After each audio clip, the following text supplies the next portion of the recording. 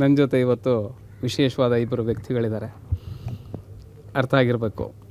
ಅರಸಯ್ಯನ ಪ್ರೇಮ ಪ್ರಸಂಗ ಆ ಸಿನಿಮಾದ ಪ್ರಮೋಷನಲ್ಲಿದ್ದೀವಿ.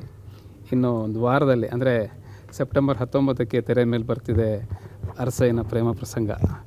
ಟ್ರೈಲರ್ ನೋಡಿದ್ದೀರಿ, ಹಾಡುಗಳು ನೋಡಿದ್ದೀರಿ, ಇಷ್ಟಪಟ್ಟಿದ್ದೀರಿ, ಲೈಕ್ಸ್ ಆಗಿದೆ, ಸಾಕಷ್ಟು ಜನ ಪ್ರಶಂಸೆಯ ಮಾತುಗಳನ್ನು ಆಡಿದ್ದೀರಿ, ಒಳ್ಳೊಳ್ಳೆ ಕಮೆಂಟ್ಸ್ ಹಾಕಿದ್ದೀರಿ.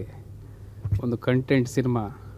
ಇವತ್ತು ಗೊತ್ತಿದೆ ಕನ್ನಡ ಚಿತ್ರರಂಗದಲ್ಲಿ ಕಂಟೆಂಟಿಗೆ ಜನ ಮುಗಿ ಬೀಳ್ತಿದ್ದಾರೆ. ಆ ನಿಟ್ಟಿನಲ್ಲಿ ಇವತ್ತು ನಮ್ಮ ಜೊತೆಗೆ ಸಿನಿಮಾದ ನಿರ್ಮಾಪಕರಿದ್ದಾರೆ, ನಿರ್ದೇಶಕರಿದ್ದಾರೆ, ನಾಯಕ ನಟಿ ಇದ್ದಾರೆ. ನಾನು ಇದರಲ್ಲಿ ಒಂದು ಸಣ್ಣ ಪಾತ್ರ ಮಾಡಿದ್ದೀನಿ. ಈಗ ಒಬ್ಬೊಬ್ಬರನ್ನೇ ಮಾತಾಡಿಸ್ಕೊಂಬರೋಣ. ಹೊಸ ಜವಾಬ್ದಾರಿ, ತಪ್ಪಿದರೆ ಕ್ಷಮಿಸಿ. ಮೊದಲು ನಮ್ಮ ಚಿತ್ರದ ನಿರ್ಮಾಪಕರು ಏನು ಹೇಳ್ತಾರೆ, ಅರಸಯ್ಯನ ಪ್ರೇಮ ಪ್ರಸಂಗಕ್ಕೆ ಅವರಿಗೆ ಪ್ರೇರಣೆ ಏನು, ಈ ಸಬ್ಜೆಕ್ಟ್ನ ಯಾಕೆ ಒಪ್ಕೊಂಡು ಇಷ್ಟು ಬಂಡವಾಳ ಹಾಕಿದ್ರು, ಅದನ್ನು ಕೇಳೋಣ ಬನ್ನಿ. ಸರ್ ನಮಸ್ತೆ. ರಾಜೇಶ್ ನಮಸ್ಕಾರ. ಹೇಗಿದ್ದೀರಿ? ಆರಾಮ, ನೀವು ಹೇಗಿದ್ದೀರಾ? ಹೇಗೆ ಅನಿಸ್ತಿದೆ? ಭಯ ಆಗ್ತಿದೆಯಾ? ಇದು ಕೆಲವೇ ದಿನಗಳಲ್ಲಿ ತೆರೆ ಮೇಲೆ ಬರ್ತಿದೆ ಸಿನಿಮಾ. ಭಯ ಅಂತ ಏನಿಲ್ಲ. ಕನ್ನಡ ಆಡಿಯನ್ಸು ಒಂದು ಒಳ್ಳೆ ಎಂಟರ್ಟೈನ್ಮೆಂಟ್ ಸಿನಿಮಾ ಮಾಡಿದ್ರೆ, ಒಂದು ಒಳ್ಳೆ ಸಿನಿಮಾ ಮಾಡಿದ್ರೆ ಕೈ ಹಿಡಿತಾರೆ ಅನ್ನೋ ನಂಬಿಕೆ ಇದೆ ನಮಗೆ. ಸೊ ಭಯ ಅಂತ ಏನಿಲ್ಲ. ಇದು ಸ್ವಂತ ದುಡ್ಡಲ್ಲಿ ಮಾಡ್ತಿದ್ದೀರಾ, ಬಡ್ಡಿ ತಂದಿದ್ದೀರಾ, ಆ ಥರದ್ದು ಏನಾದರೂ ಇದೆಯಾ, ಅಥವಾ ಇದೊಂದು ಪ್ಯಾಷನ್ನ ನಿಮಗೆ, ಚಿತ್ರರಂಗದ ಒಲವ? ನೀವು ಮೂಲತಃ ರಂಗಭೂಮಿ ಹಿನ್ನೆಲೆ ಇರುವಂತಹ ನಟರು ಕೂಡ. ಆ ಒಂದು ಇಷ್ಟಪಟ್ಟು ಕಷ್ಟಪಟ್ಟು ಮಾಡಿರೋ ಸಿನಿಮಾನ ಹೇಗೆ ಇದು? ಆ್ಯಕ್ಚುಲಾಗಿ ಹೇಳಬೇಕು ಅಂದರೆ ನಿರ್ಮಾಪಕ ನಾನಲ್ಲ, ನಾನು ನಮ್ಮ ವೈಫ್ ಇದಕ್ಕೆ ನಿರ್ಮಾಣ ಮಾಡ್ತಿರೋದು. ನಾನು ಜಸ್ಟ್ ಅವಳಿಗೆ ಸಪೋರ್ಟ್ ಮಾಡ್ತಾಯಿದ್ದೀನಿ.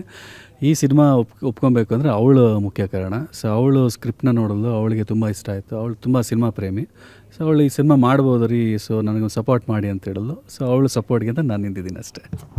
Very good. ತುಂಬ ಖುಷಿ ಆಗುತ್ತೆ. ಅಂದರೆ ಮನೇಲಿರುವ ಧರ್ಮಪತ್ನಿ ಒಂದು ಕಥೆನ ಇಷ್ಟಪಟ್ಟಿದ್ದಾರೆ, ಅವರು ಇಷ್ಟಪಟ್ಟ ಮೇಲೆ ನಂದೇನಿದೆ ಅಂತ ಸರೆಂಡರ್ ಆಗಿದ್ದೀರಿ ಅವ್ರಿಗೆ ನೀವು.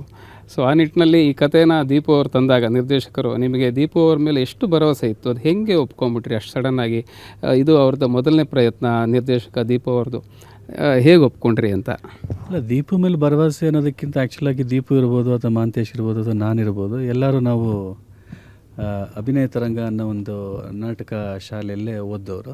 ಸೊ ಅಲ್ಲಿಂದನೂ ನಮಗೆ ಒಂದು 10 ವರ್ಷದ ಪರಿಚಯ. ಸೊ ಅಲ್ಲಿ ಅಭಿನಯ ತರಂಗದಲ್ಲಿ ನೋಡಿದಾಗ ಮೆಜಾರಿಟಿ ಏನೇ ಒಂದು ಏನೋ ಇದು ಮಾಡಿದಾಗ, ನಾಟಕಗಳು ಅದು ಇದು ಅಂತ ಮಾಡಿದಾಗ ಯೂಶ್ವಲಾಗಿ ದೀಪು ಮತ್ತು ಮಾಂತೇಶೇ ಅವಾರ್ಡ್ಗಳನ್ನ ತೊಗೊತಾಯಿದ್ರು. ಅವ್ರ ಮೇಲೆ ಅವಾಗಿಂದನೂ ನಮಗೆ ಒಂದು ಭರವಸೆ. ಲಕ್ಕಿಲಿ ಇವ್ರು ಬಂದು ಒಂದು ಈ ಥರ ಇದೆ ಸ್ಕ್ರಿಪ್ಟು ಅಂತ ನಮ್ಮ ವೈಫಿಗೆ ತೋರಿಸಿದಾಗ, ಸೊ ನಾನು ಗೋತ್ರೂ ಮಾಡಿದೆ.